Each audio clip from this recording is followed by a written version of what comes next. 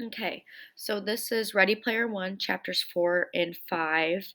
I just want to say I'm recording this before the Bucks play tonight, so I hope this ages well.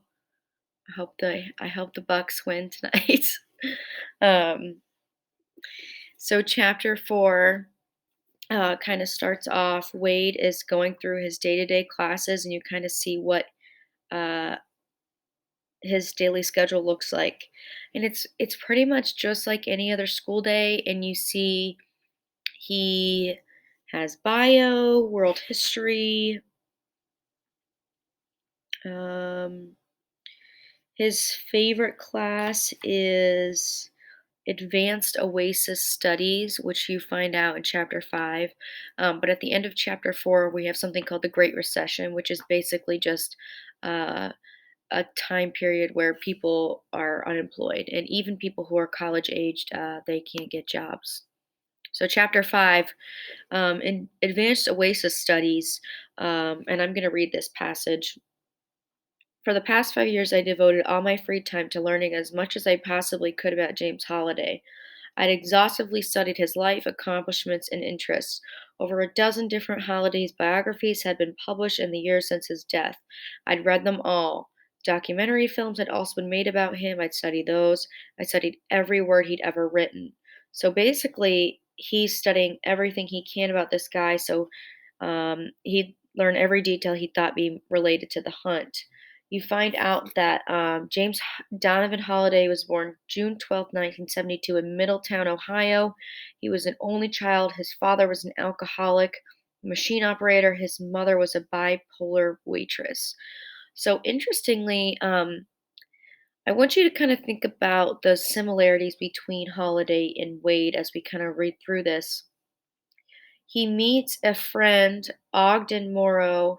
In Morrow's basement, Holiday was introduced to an entire group of mega geeks just like himself. So think Wade and Ike go into Ike's basement and they like meet all these other geeks, kind of just like Morrow and Holiday.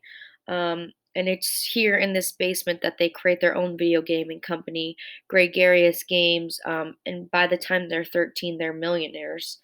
Um, so those two kind of do that together. Um, Gregarious Games moves into its first real office in 1990 in a rundown strip mall in Columbus, Ohio. So interestingly, it's located in Columbus.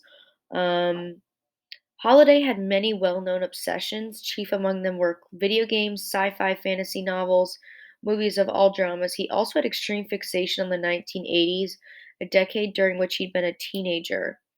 But this is where it's interesting. He had stunted social skills, seemed to deteriorate even further. Several exhaustive psychological studies were done on Holiday following his death and his obsessive adherence to routine and preoccupation. So some suggested that he might either suffer from Asperger's syndrome or some other form of high functioning autism.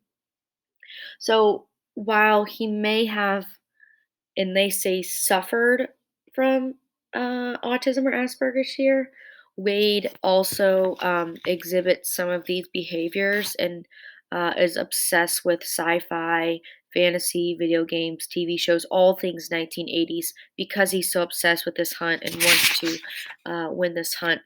I wanted to take a look at this quote here. In the oasis, the fat could become thin, the ugly could become beautiful, the shy extroverted, or vice versa. You could change your name, age, sex, race, height, weight, voice, hair color, and bone structure. You could cease to be human altogether, become an elf, ogre, alien, or any other creature from literature, movies, or mythology. I feel like we kind of see this today. Some people join different video game platforms and completely cease to be themselves. Now, I'm not too familiar with different video games, but I know that some people are uh, very immersed in the video game world. But I want you to think about this as we move in through chapter 6 and the chapters to follow, especially Wade and Holiday's relationship and how they are related.